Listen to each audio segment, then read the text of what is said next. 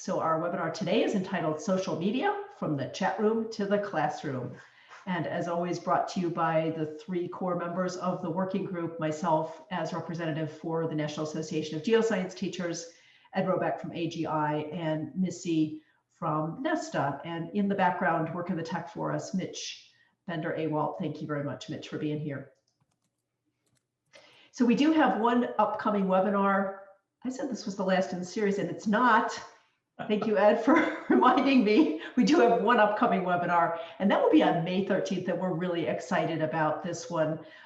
This upcoming webinar on May 13th will be Geoheritage Elements to Enrich Earth and Space Science Teaching. So we'll be very happy to bring that to you. Please watch for registration. Information will be coming out to you in the next week for sure, probably the beginning of the week. So watch for that. And as always, our webinars are archived on the AGI YouTube channel. There is an entire playlist of them. There are, I believe, 45 of them or 44 of them as of this one. So please drop in there and do view some of those webinars that you may have missed in the past. So as always with our webinars, please feel free to type your ideas and thoughts and questions into the chat box during the webinar. And especially with today's webinar, let's use that chat box as if it were, well, you figure it out, one of those social media tools that you enjoy using. But let's have a great conversation today in the chat box as we go through the webinar and the presentations from each one of our panelists. So our panelists here are listed. I'm going to go ahead and turn things over to Missy. Missy, please take it away. Sure. Thank you, Aida. And welcome, everybody. Thanks for joining us today. We have a wonderful set of panelists for you. Wendy Bowen is here from IRIS. Annie Scott is here from the USGS. Dave Tiesinga is here to represent NESTA, along with John Henry Cottrell, who is also here from NESTA. And welcome also to Adam Taylor from Dickinson County High School. As Aida had mentioned, please use that discussion and Q&A and chat box to get our discussions going. And we will move forward with those questions that you post towards the end of our webinar. Next slide, please. So to get us started today, I just wanted to mention that perhaps some of you participated in a survey we sent out. We were wondering about what is the usage of social media in education, in science education in particular.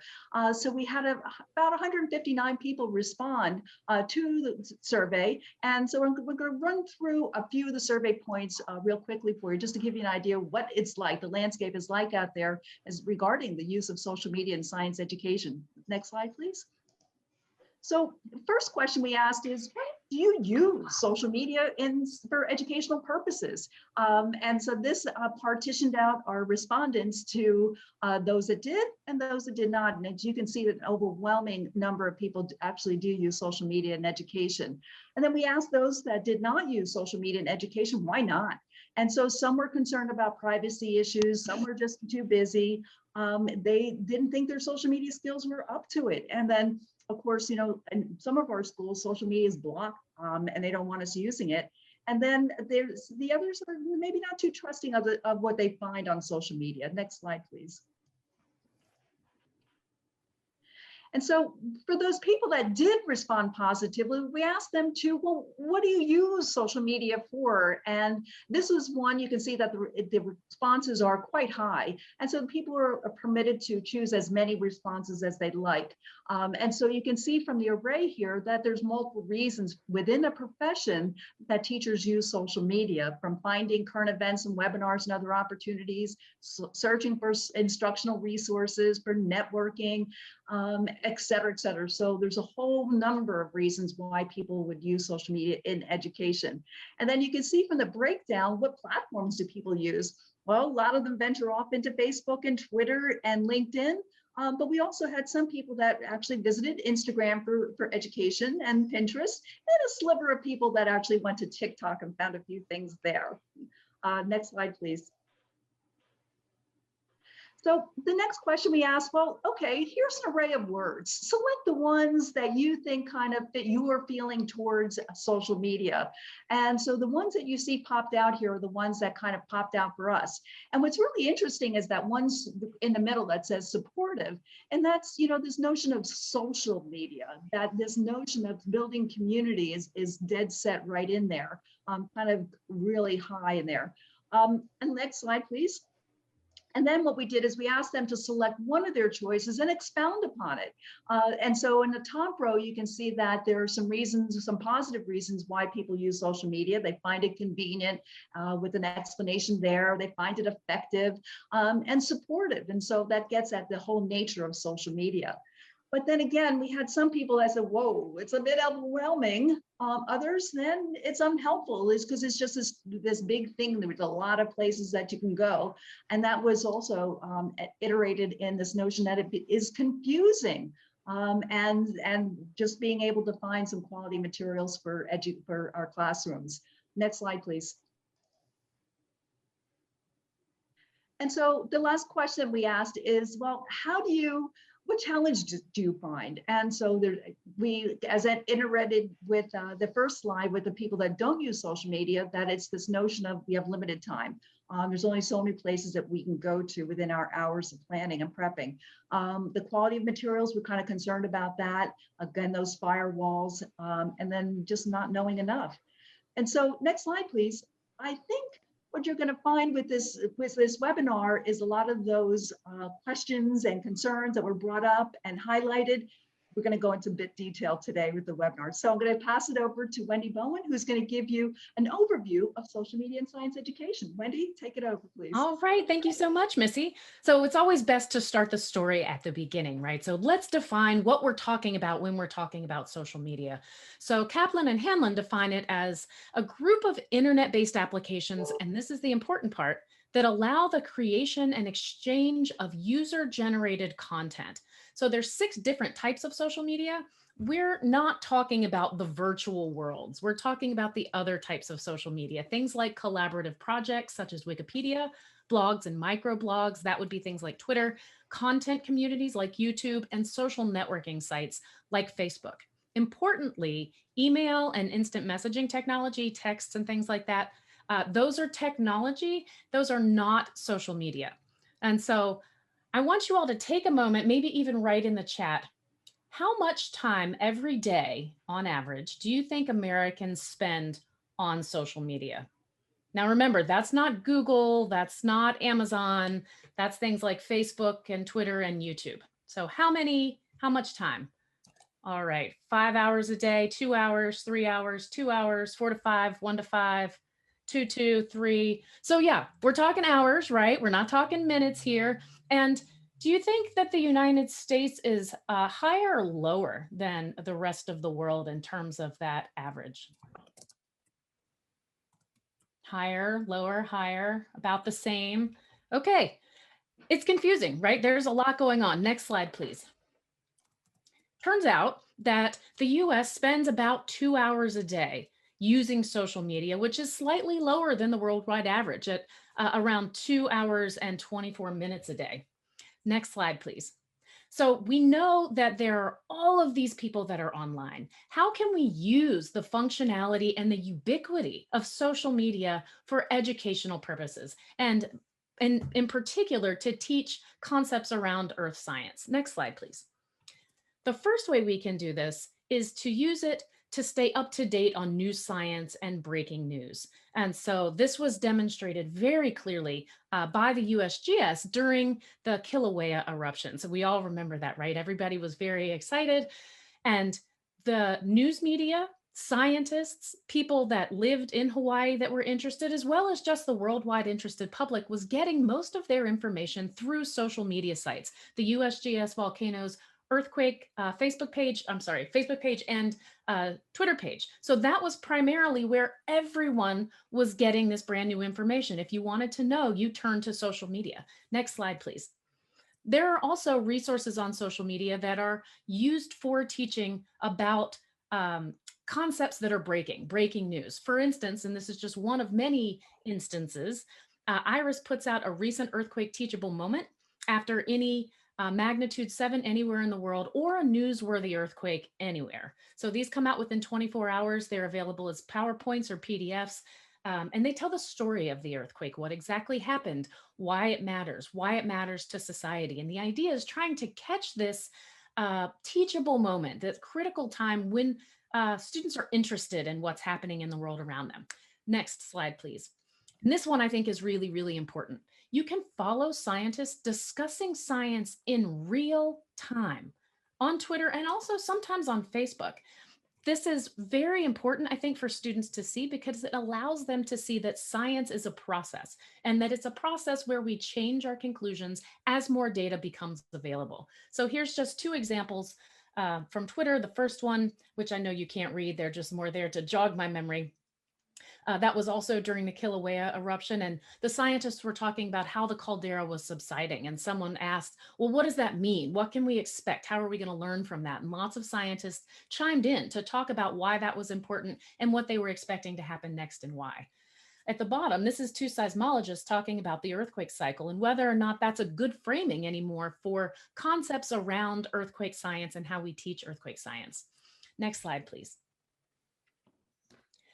So there's a wonderful science educator named Heidi Stelzer, and she uses social media quite a bit with her students. And when we asked her what she thought was most important for using social media with students, what she said is that diverse views represented in social media help students to think about alternative ideas and to discuss those ideas. She also commented that it was an amazing opportunity for students to follow and network via Twitter and to share their insights, to really develop their voice. I included an infographic on the right here that's from Darling 2015 et al. That's talking about the role of Twitter in science publication and communication. And the reason I put this in here is just to point out that there is a great deal of literature and scholarship that goes into how social media can be used in educational spaces and in science communication. So this isn't just us saying, oh, this is a thing we knew. There's a lot of people that are working on this. And so there's a lot of best practices around how to do this. Next slide, please. I'm about to hop up on my soapbox here. If you teach students that are underrepresented in scientific spaces, this is something I really want you to listen to, because there's a lot of work out there that talks about how social media can cultivate communities of support for minorities that are underrepresented in academic and science spaces. So social media can provide connection, community, mentoring, sponsorship, and advocacy. It's a low-cost, low-barrier engagement tool, which we already know.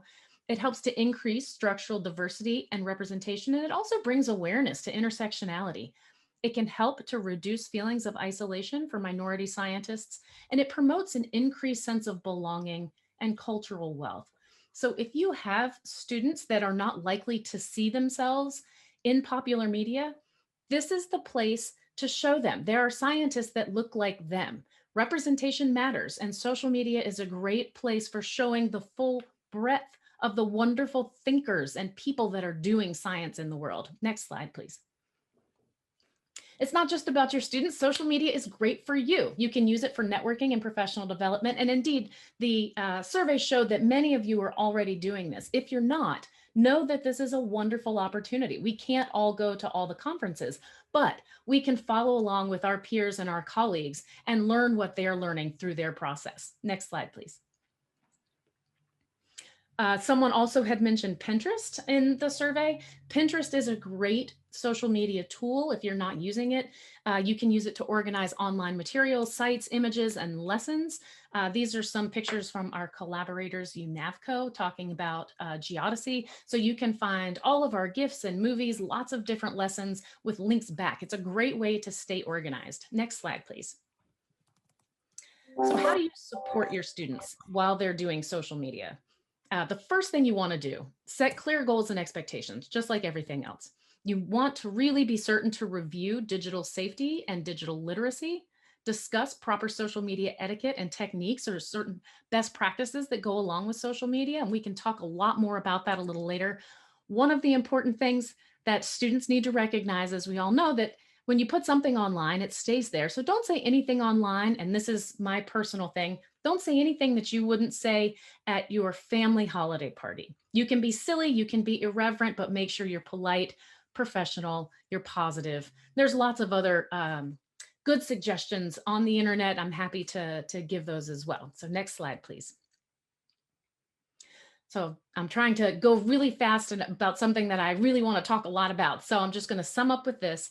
There are a lot of benefits to using social media for science education, you know, increasing student participation and giving students that voice, the opportunity to use their voice in a different type of space, building greater teacher-student connections, increasing student collaboration. This is an opportunity to connect students with professionals. I know Adam's going to talk about that today. This is a wonderful opportunity for us to teach digital responsibility and digital citizenship and to help build a positive digital footprint. You know, we hear a lot about the bad things on the internet. There's a lot of great things on the internet, and we can add to that greatness by having, you know, all of our information, all of our science and our students online adding to that. So thank you, and take it away, Missy. Wendy, that was terrific. Thank you so much. Next up, we're going to hear from each one of our experts, our panelists, who will share a little bit of insight on different topics within using social media in science education. So first up, we have Annie Scott from USGS. Annie, come on up, and I've got a question for you. Okay. Annie, how and why do you curate content differently for each platform? That's a great question. So I'm excited to talk a little bit about these things today. And so first, I just wanted to again, introduce myself. I'm Annie Scott at USGS. If you're not familiar with USGS, it's the US Geological Survey, and we're part of the Department of the Interior. So we provide science about natural hazards that threaten lives and livelihoods, the water, energy, and minerals and other natural resources that we rely on, the health of our ecosystems and environment, and the impacts of climate and land change use. Our scientists help to develop new methods and tools to supply timely, relevant, and useful information about the Earth and its processes. And so we have a lot of different parts of USGS. We all study Earth, so we're in the right place here with the Earth science teachers. And there are a lot of social media accounts. In fact, there are over 40 social media accounts for USGS. So the ones that I'm going to specifically talk about today are those for educators, for students, and for parents. And that's through @USGS_yes, which is the Youth and Education in Science, or YES office. So that's who I'm with at USGS. So we do also coordinate with the other accounts, and thank you for the shout out about the great work that the volcanoes and earthquakes mission areas did with Kilauea. That was very exciting. So first of all, we're always keeping teachers and parents and students in mind. So everything that we post is maybe a little bit different than some of the other accounts, and that those are the audiences that we're trying to reach. And so why we post information differently on various platforms has to do with two things. One, the capability of each platform. And two, yep, that's great. Thanks, Missy. And two, the target audience that we're trying to reach. And so for the capabilities, I'll go into that a little bit more in the how, but for the target audience, and we think about the three platforms that we're on anyway, we think about Instagram and Twitter and Facebook, they go progressively older in terms of the followership and the people that we tend to reach on those accounts. And so we keep that in mind for the type of materials that we're posting. So the first thing that we do is we just pick a trending topic. What's happening? Perhaps it's Earth Day or Pi Day or the birthday of a famous scientist or a national park, or a theme week like Earth Science Week or Bat Week, or even a theme month such as the National Preparedness Month. So we first think about what we want to post and then how we want to post it on each platform, depending on who's on that platform and what we want to share. If it's an educational resource that we want to share, we're definitely going to use Twitter or Facebook. The reason that we use Twitter and Facebook for sharing educational resources that link back to our website and to other educational websites is that way you can link directly to it. So Instagram doesn't have that capability. You can do a link in bio, which is if you have one link that you want to share, that will be at the sort of top of your profile. And people do change their link in bios. We don't, but some do. And that will take you directly to one web page.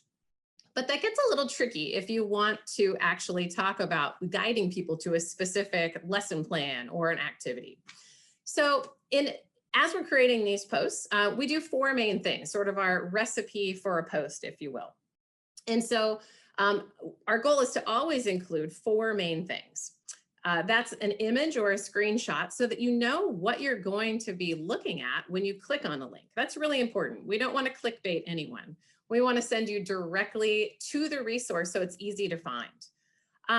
And all of those, the images are a little bit different in Instagram, like I said, because you can't share a direct URL.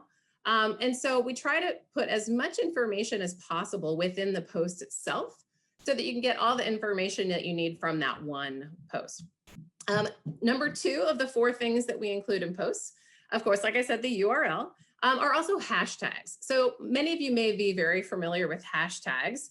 I've only been in the hashtag game for a little while myself. Our accounts are relatively new.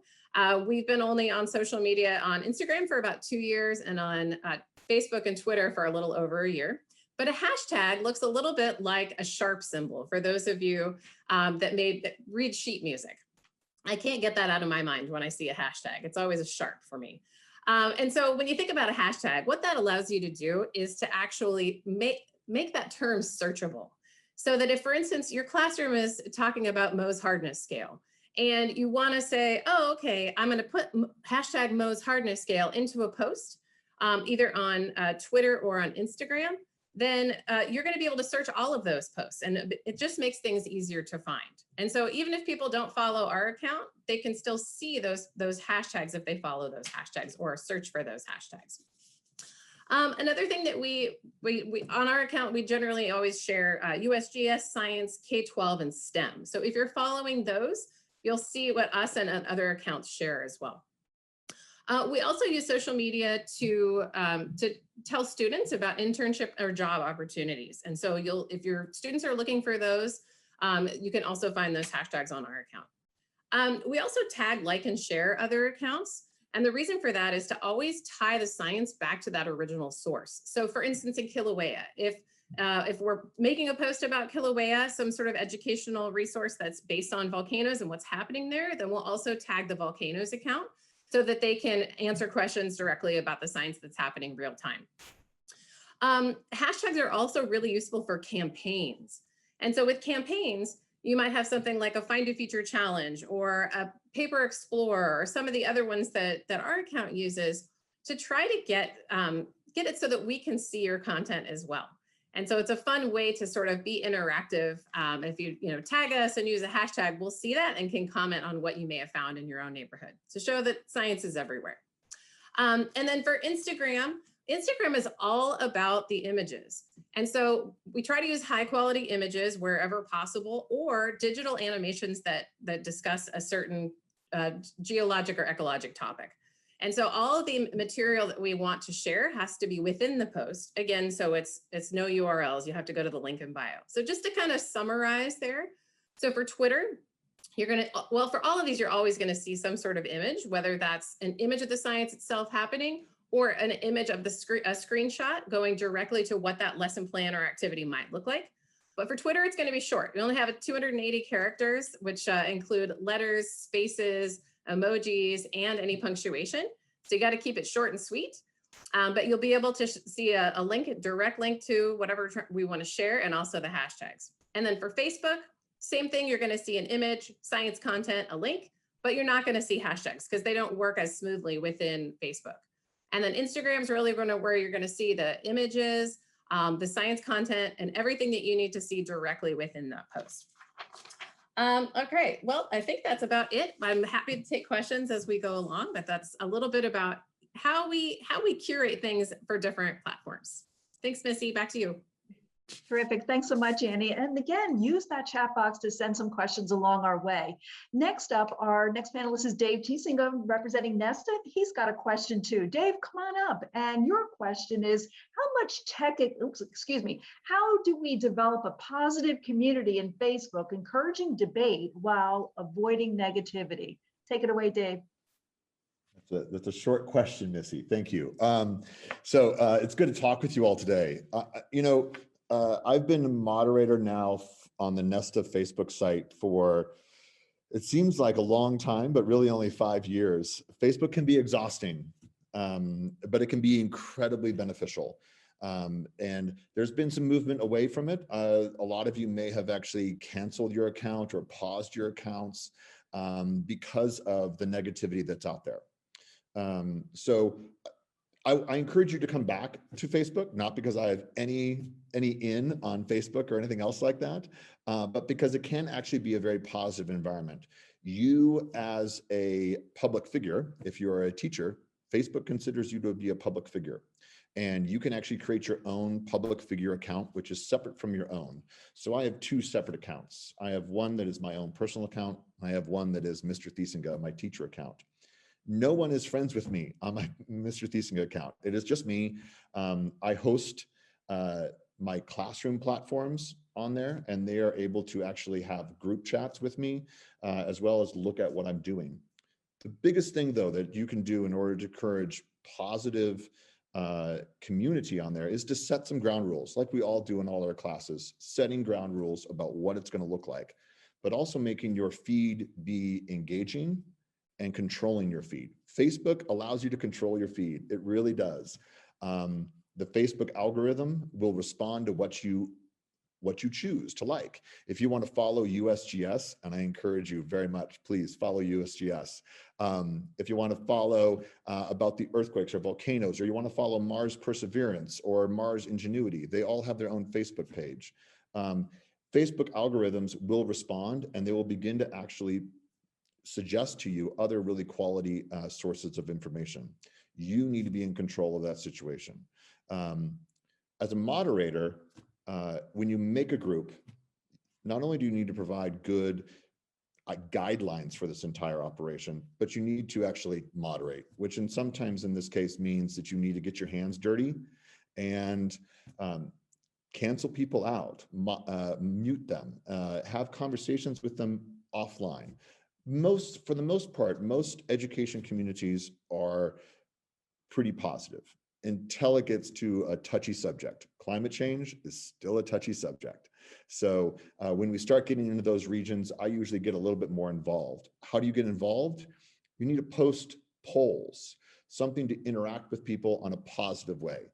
Take posts and actually make those posts more than just a repost. Actually say something about them. How could you use these in the classroom? Ask people those sorts of leading questions in order to encourage the debate to come back at you what you actually want it to be.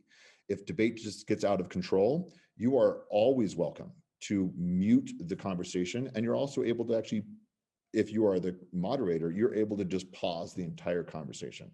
And periodically, I do have to do that. People appreciate it because they do go to Facebook in order to have a positive environment, as that is.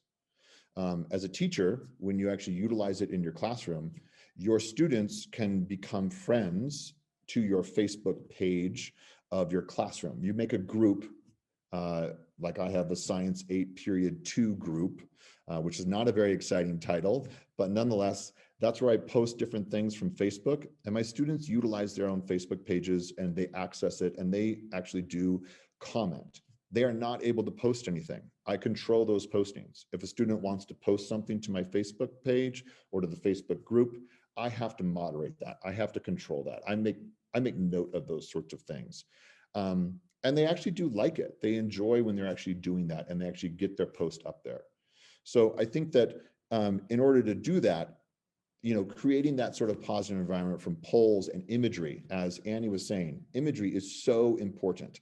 Anytime that you can provide an image that helps to reinforce what it is you're talking about and how you actually want to do that. All times you need to be active. You have to have current events out there.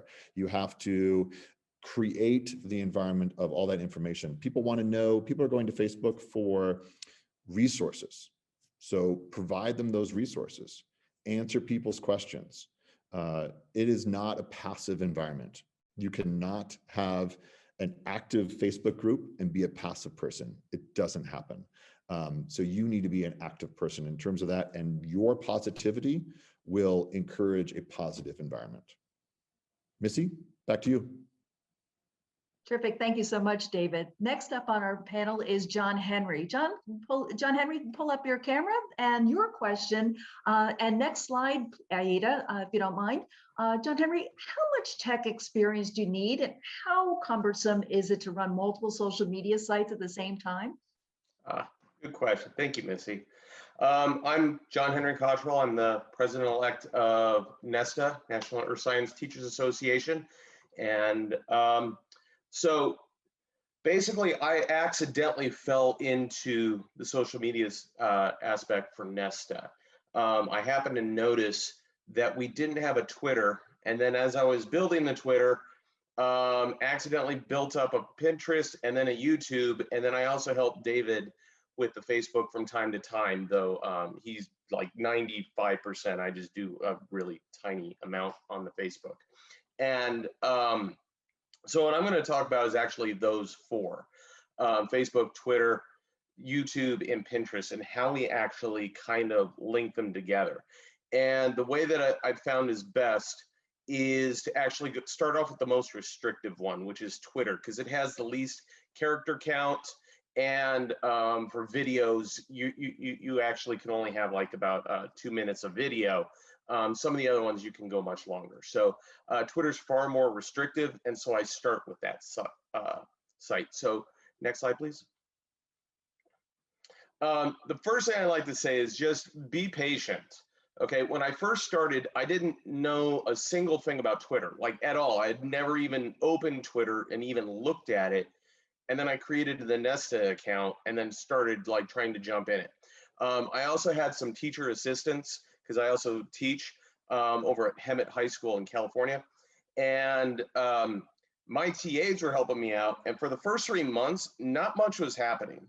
And it was a major disappointment because I had these extra benchmarks that I thought I should have, 500 followers within 3 months. And it was a little unrealistic in the beginning. And I was about to quit, quite honestly. And actually, it was Wendy from Iris. She was extremely helpful to me because I actually reached out to her in Twitter. We had never met before. I had only known her through Twitter and the Iris account. And she kind of gave me some advice. And that was one of the nice things that Twitter has. It does have a nice community. And one of the hardest parts about Twitter is that it does sometimes feel lonely because unlike Facebook, where people are constantly talking with each other, Twitter, you don't get a whole lot of content, but when you a conversation, but when you do, it's actually feels far more meaningful. And she gave me some advice, and I kept tracking. And as you can see, we've gone from in 3 years like 0 to I think it's about 5,700 followers at this point. So be a little patient with it. You don't have to have background. It's really just about working through it. And at that time when you're like, this is not worth it, I'm just going to quit, you're probably just at the edge of it actually starting to take off a little bit. So be patient with it. Don't go in with too high of expectations. Okay, next slide, please. And so first thing is following. The way that I follow things is I ensure that we only follow those that we want to see on a daily basis. So we don't follow absolutely everybody who follows us back. I want to be able to look at the feed and be able to understand who's following us. What I do create is a lot of lists, okay? And I'm using Iris as an example here, where you can go to lists, and then they're actually on 5 lists. There's another one called Geology that they're also linked on. And you can also have private lists. So that's what those links are. So it's only for me, and everybody else does not get to see those, okay? Now, these lists are super powerful. Number one, it puts people in and makes them realize that if you don't follow them, you still know that they're there, okay? One of our biggest ones is, for instance, like the geoscientist one.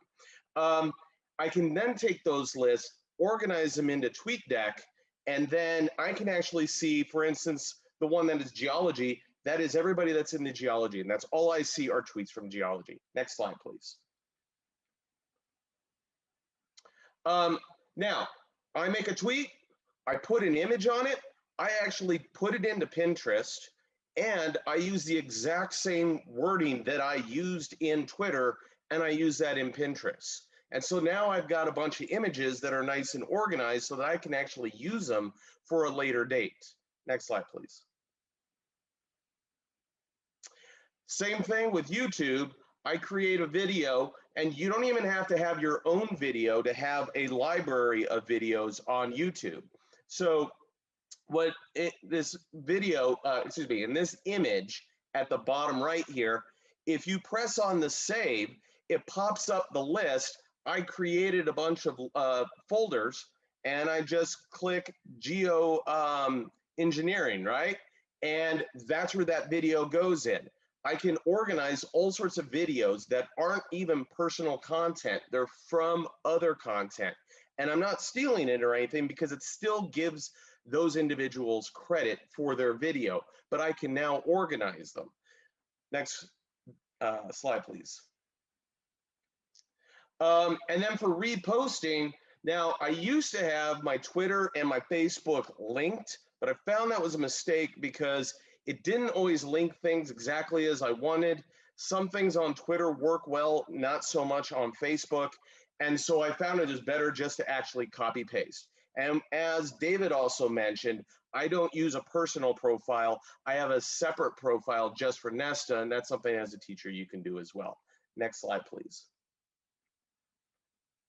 And then lastly, you can use hashtags. And one of the things that I use hashtags is I didn't know what to do with these great tools that I see all the time from all different places, okay? And later on, I ended up helping create the Nesta website. And when I did, I already had all this information I was able to throw onto a website. And if you'll notice, it's the same exact image that is on the tweet that's on the webpage, and I use the exact same wording. The whole point here is that it's not about running each one of these things absolutely separately. It's really just about linking them. I really only work on the Twitter account, and then the other ones are just kind of like secondary that I just double up and copy paste things on. Thank you. John Henry, thank you so much. That was terrific. We're going to move on. We have two more panelists. Adam, you're up next, and I've got a question for you as well. So Adam, take us into the classroom. How can Twitter and other social media be useful with students in the classroom? Thank you, Adam. Yes, this is a great question. So there's lots of ways as has been mentioned already today. Connecting with professionals is a major way that I use it with my students. What I have them do is I have my own Twitter list that I've created of different types of scientists, and you can find it on my Twitter account at 2foot Giraffe. But what I have them do is I have them investigate these scientists. They'll have criteria that they have to follow. Like the scientist has to have tweeted about their topic in the last 10 tweets or so. They have to have replied to somebody in the last 2 weeks. If they meet those criteria, then I have them make a list out of those scientists. And eventually I have them follow them, but not right at first. The point of that is to have my students start to kind of see what the scientists are posting. I'll have them do a daily retweet of a scientist that's on topic, on whatever topic we're in that day. And the retweet also has to include a comment or a question about whatever's been posted. So that's how I get them started connecting with scientists. The scientists will see those retweets, and then it opens those scientists up to, oh, these kids are watching me. And then, so I know they're there. Oh, look, I got another retweet. And that also helps them to come around on being able to answer questions. Sometimes scientists are a little hesitant to answer questions from students because they don't know what the motive is. And it's hard to tell that it's a student asking them questions. So that's one thing you need to watch out for. But also current events. Like when we start our earthquake unit, our seismology unit, I have the students follow on TweetDeck, making a Twitter list, a couple different earthquake accounts that are constantly posting earthquakes. One particular account posts any earthquake smaller from 1.5 or 2.5 and up, which they're getting completely inundated. So that's how I have them keep track of earthquakes, is by seeing these accounts. That helps them see how many earthquakes are happening. But the other way I have them use Twitter or social media in the classroom is to share the science they're learning. If we're watching a short video clip, I'll have them live tweet the video clip using the class hashtag. Like for my class, let me post it right here at it. I messed it up. Anyway, I'll This year, the class hashtag I'm using for Twitter is TaySci. Just TaySci. Sorry, I just posted it. In the years past, I've used TaySci 1 for period 1, TaySci 2 for period 2. So if you check those out, you'll see postings from the past. So anyway, I have them live tweet class. I also have them make videos about our topic and tweet those as well. I've even been using TikTok a little bit this year and last year. So if on TikTok, you look up the hashtag TikTokSci, SCI, then you'll see some of our postings there as well. But the goals I have is to help students communicate with scientists and understand that Twitter can be used for learning. I also have it as a way for them to share the science that they're learning and, with the world. And sometimes we get responses, a lot of the times we don't, but that's okay. It still helps the students have responsibility for what they're learning and what they're sharing. And, of course, teaching all the etiquette and stuff like that. Those are the major things I wanted to share. So I think that does it, unless somebody has a question. Adam, that was terrific. Thanks so much for giving us a little bit of insight on how we can effectively use this with our student during instruction. Those are some great tips. Wendy, we have a question for you. And so why would I want to use, instead of going to Google, why would I want to go to social media? What type of unique information is available via social media that would make doing this worthwhile? That's such a good question. So the really interesting thing about social media is that it's a conversation, and that's a pro and a con, right? I know that when I was in school, I had this feeling that all of the questions were answered already. There was just facts. We needed to memorize and learn facts. And the thing that I really like about social media is that it gives you insight, as I said earlier, into the process of science and into how science is done. And truthfully, social media has changed how we're doing science. And it is just such a wonderful privilege to be able to see how it's done now. And I'll give you an example. So the Ridgecrest earthquake happened in California in July of 2019. And there were scientists in France that were processing the remote sensing data, so the data from space that was looking at the ground. And there were geologists on the ground in California that were going out to map the fault. So they were trying to figure out exactly where the ground had broken so that they could map it. And over Twitter, there were conversations happening where these French scientists were saying, here's the brand new image that I just processed, go to this GPS location and look for fault rupture. And so then the scientist would go take pictures, take measurements, and be talking in real time to these other scientists on the other side of the world. We were watching exactly how geologists do science. We were watching the multiple tools that you could use to do science. We were watching how the remote sensing folks were doing their science and how all of those things were contributing to the generation of new knowledge and new understanding of this earthquake that had literally just happened. That's not something you're ever going to find over Google. And the only time I've ever experienced anything like that, quite frankly, was in graduate school. So this gives you the opportunity to go into places that you wouldn't normally be able to access, like the laboratory, to have conversations with scientists. And I do a lot of talking about social media. And one of the things that we bring up a lot is trust. Who do you trust? You trust the people that you know, your friends and family. And social media allows you access to people in a different way. And so you can build trust and build a relationship with scientists and a different relationship with science itself than you would otherwise. And it lets you see kind of the whole process from start to finish. I think it's a wonderful view into something where it's just unique. There's no other place that I can think of where you get to do that sort of thing. So back to you, Missy. That's what I've got to say on that. That's terrific. It really reminds us that science is a verb. The science is active, and that was just a terrific example of how that actually happens in real time. So now we're going to switch it over to all of our panelists. We have a series of questions that have been building up in the chat box, and plus we have some background questions as well. And so Ed, I'm going to pass it to you to fire away with some questions for our expert panelists. Sure. So one of the areas that I think people might be wondering about is the time commitment that is involved in bringing social media into your classroom. Is there a trade-off here? Is there something that's not getting done because you are doing social media? That came up specifically when Annie was talking, but I think there might be some of the other panelists who have some ideas there as well. I could kind of add to it because there's two aspects to it. One is running the Twitter, YouTube, Pinterest. That takes me about an hour a day, pretty much, to get those. And I get about 4 tweets a day off. I just do it in the morning. I come in before class, and then I shoot them off, and it takes about an hour.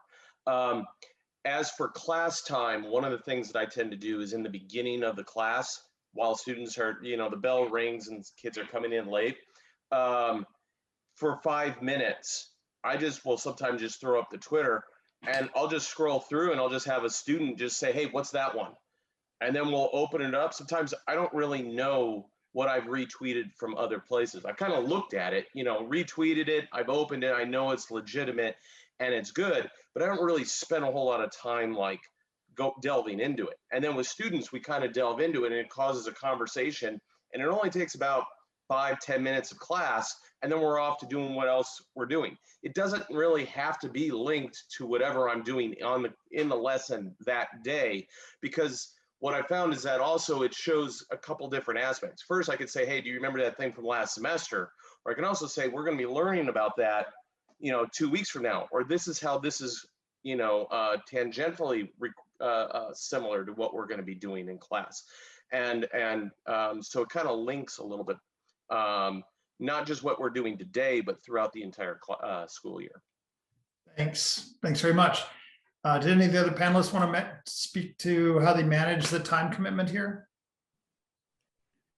Yeah, sure. I'll just say that it's indeed a great idea to maximize your efforts, like others have done. So starting with Twitter because it's shorter, copy and pasting it into the other platforms, and then you can always add more for Facebook and Instagram. So if you want to add more detail, go a little bit more in depth with any of the science, then you can do that. But starting with Twitter first, if you do manage multiple platforms, and then cutting and pasting it into others is a great way to go.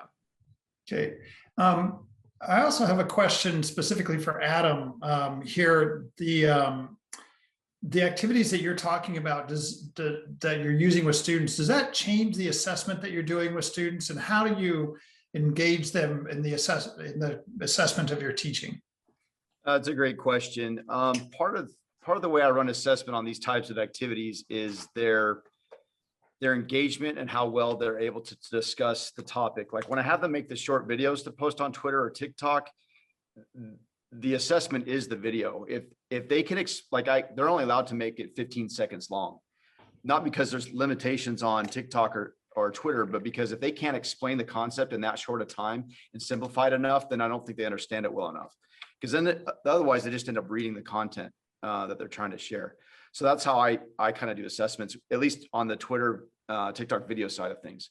As far as other things, I guess I'd have to look at more of what I've done and have more time to share that with someone. Maybe they contact me and I can leave my email. Okay.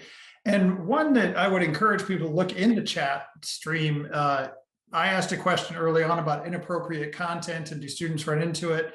Both Adam and David have been responding to that. David, would you mind picking that up and just speaking a little bit to how you handle some of the issues around what students might run into?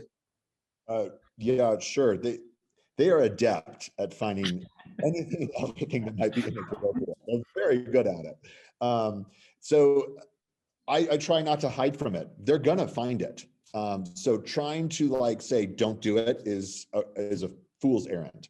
They're going to do it. So we set up guidelines for this. We admit the fact that it's out there. We encourage them not to go down the rabbit hole of all that inappropriate stuff and not to make a big deal about it when they do find it inappropriate things. And if they can't handle it, then we have a larger conversation. I also encourage all the parents, because my 8th graders sign up for Twitter accounts. They all have them. And so parents have to be aware that they're doing this.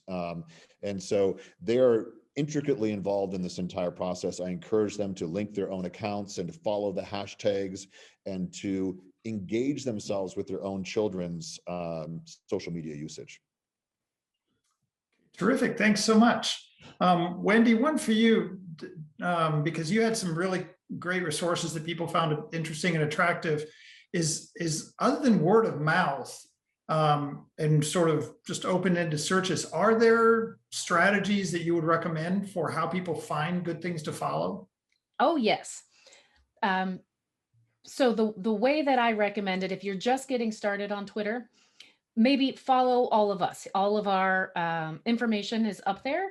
And if there are people that we follow, go to because if you go to, say, Twitter, for instance, there's the people we're following and the people that are following us. Go to the people that we follow and click on those people, because we have already gone through pretty much and vetted those people, especially from the industry or organizational accounts. So you know that those are really good people to follow. You can also follow people or find people to follow using different hashtags. So if you're interested in volcanoes or you have a volcano, thing coming up, hashtag volcano, and then read in their bios just pretty quickly, what they do. Are they a scientist? Are they a researcher? Are they a student? What exactly do they do with volcanoes? Maybe they work for industry. And so you can find accounts that way. But finding someone that has been good about pre-vetting, particularly like USGS industry accounts or IRIS accounts, and then going to your, kind of down that rabbit hole, that's a really great way to find people that are going to be putting out good content. Terrific. Thanks, Wendy, for that. And this is, I guess, maybe open-endedly, but David, it came up while you were talking, because you said something about posting polls and also make your feed engaging.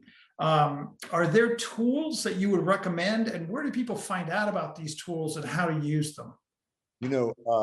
Facebook actually has a Facebook for Education group, which is really very good if you're looking for just like, what the heck do I do with this thing?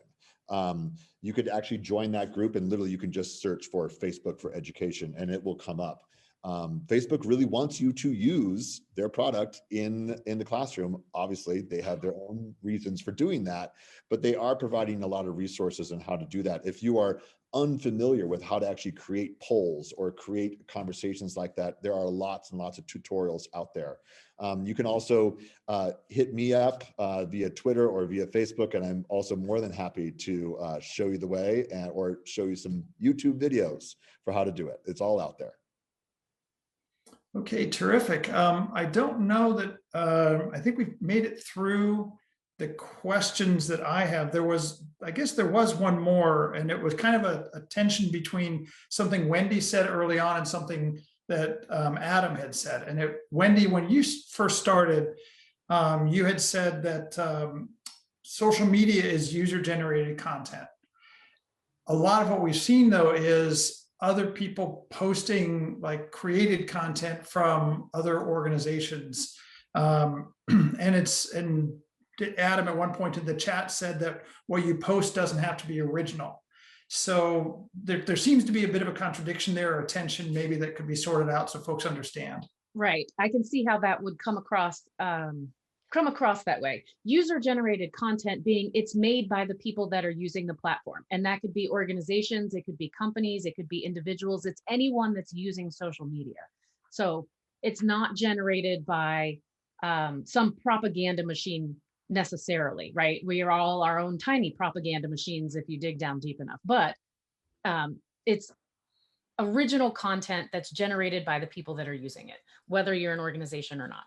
Now, in terms of creating original content or sharing other people's content, depends on what you want to do. The idea with a lot of social media is that you want to be able to amplify the really good messages that are out there. If there's really great science, some new finding, some really interesting or exciting thing, you share that, you re-up it, you amplify it. And that's another reason that it's really good for students, because we can have people that don't generally have their voices heard in the mainstream media can get amplified through social media. So that's a really good thing. Now, it would be really exhausting to have to generate all of your own content all the time. And so it's helpful And we do this with Nesta and all kinds of partners where we share each other's content because you want to leverage your partner organizations. You want to get that information out there and you want to show those partnerships and that the scientific community, the educational community is working together. And that's just a good messaging strategy anyway. If we want people to understand what we're saying, we have to have consistent messaging. And the best way to get consistent messaging is to share the actual message that the original person is putting out. You can add something on top. So in Twitter, you can write your own tweet, you can just retweet, or you can quote tweet. And if you quote tweet, it puts the original tweet that you're talking about, and then you can write something on top. So it's like kind of annotating it on the side of a book for other people. You know what I mean? So quote tweeting is really great. Sharing other people's content is something you really should be doing because we want to get good messages, good science, good educational practices out there. Which is Ed, go ahead. Can I say something about that? I agree with what she said. When I said you don't have to do original content, I was speaking more to the individual educator on their own, not so much organizations. As an educator or as anybody new to Twitter, so many people think that they have to be tweeting something, and you don't. If you're using it to learn, I mean, that's why she said lurking is important. She said that in the chat when you did that, you lurk for a while to investigate how it works. So don't feel like you have to tweet your breakfast. Nobody cares. If you don't think you have anything to say, maybe you don't, and that's okay. Kind of get a feel for it. Retweet other people's good ideas. That will help them notice you. And then when you have something original to say, they'll be more likely to listen to you when you are already sharing their information. The other idea that everybody needs to know who's not on Twitter yet or is just getting started and overwhelmed, Twitter is a waterfall. You don't have to read every tweet of the person you follow. You don't have to read your whole stream. You stick your cup in when you want to drink and you let the rest go by. You don't worry about it. You just get it when you can. And if it's only 10 minutes a day, that's a great way to start.